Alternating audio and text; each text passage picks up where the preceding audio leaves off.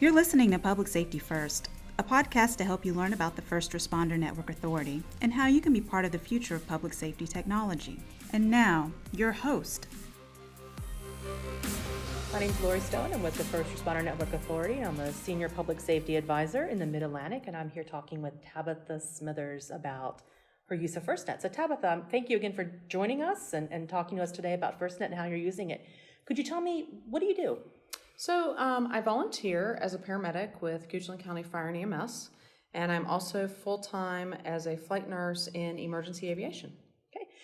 Typical day at work. I know probably in emergency medicine, no day is typical, but what do you do day in and day out? So my full-time position, I provide helicopter EMS services or HEMS to other rural counties and hospitals. So it's basically taking critical care medicine out into the community, meeting the patients where they are, and then also servicing Goochland County, which is west of the city of Richmond, and we are a combination system serving a urban area and also a rural area as well. How long have you been at Goochland County? So I've been with Goochland about 4 years now. I started as a paramedic in 2015. Can you share a story about what you've seen at Goochland that stands out, that you remember? In Goochland, we are a very unique system. We're a combination system of paid and volunteers, and having that opportunity to work beside other EMS providers, to be able to serve other localities together, to work together as a combination in disaster-type situations, I think is a very memorable and opportune time in EMS. You talk about how you're communicating and working with other agencies, other departments, rural, urban. Has there been an instance where you have had a challenge communicating or sharing data or information? So, as you go out into the rural communities, it can present challenges with communications. And FirstNet, from my experience, has been an opportunity to help alleviate some of that and to get over some of the hurdles that we can face when there's multi-jurisdictions involved. What is some of the information that you're sending or receiving when you're out in the field? So, in the field, you can get call information, whether it's through an app on the phone, whether it's through county dispatch information, whether it's through HEMS dispatch information.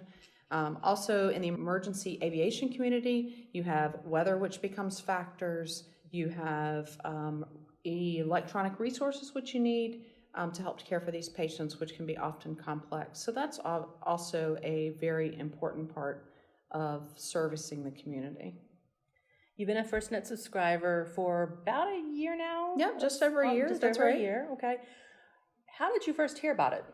So in hearing about FirstNet, it just kind of was a general conversation between a few EMS providers, and then coming to an EMS symposium, which takes place every year, I had the opportunity to meet someone from the FirstNet community and also from AT&T, and to get educated more on what actually does FirstNet do to help and assist us as EMS providers to close that gap of communication between other providers.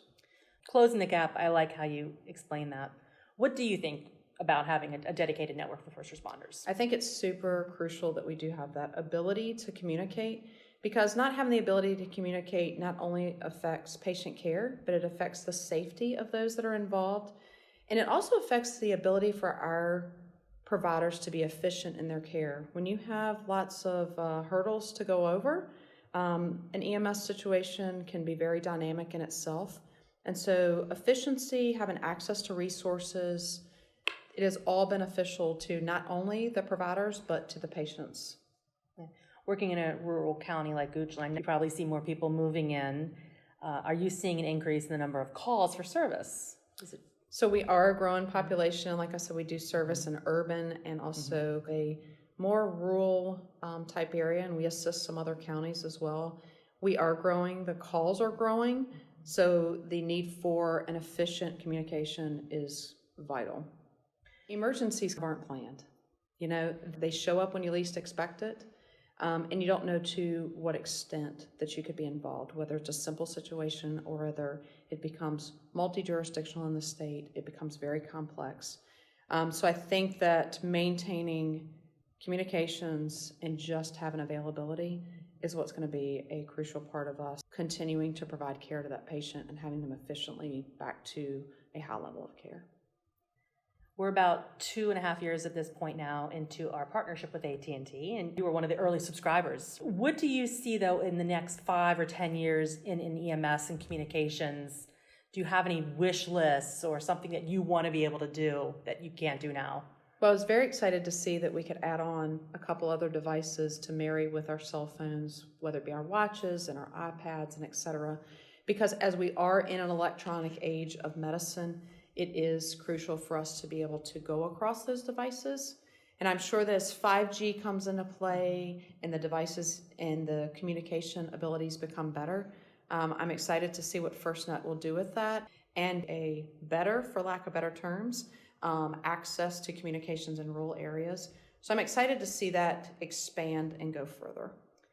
What do you think about telehealth? And I'm using that just as a generic term for being able to maybe do a video conference with a doctor at the hospital. That would be great, and especially for those who do not have resources, for the smaller rural communities and EMS providers who would be able to make those phone calls to a physician, and also to be able to have the video exchange if necessary, where the physician could see what's going on with the patient and make those critical decisions right in the field.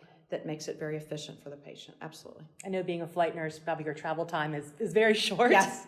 But then in the ambulance, your travel time can be a lot longer. Yes. So I'm thinking a video conference with a doctor in the ED could be beneficial. And especially to those who may run into a situation where they do not experience that type of patient or that call, it will allow them a resource, especially an expert resource, that could help do better for the patient. And I think that's our ultimate goal, is we have people in a community to serve, and ultimately that is what's going to benefit.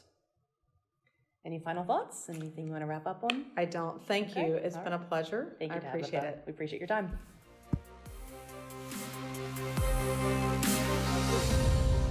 Thanks for listening today. We're excited to have you join our podcast community. Make sure to subscribe on iTunes, SoundCloud, and YouTube. You can learn more about the First Responder Network Authority at firstnet.gov and learn about FirstNet products and services at firstnet.com.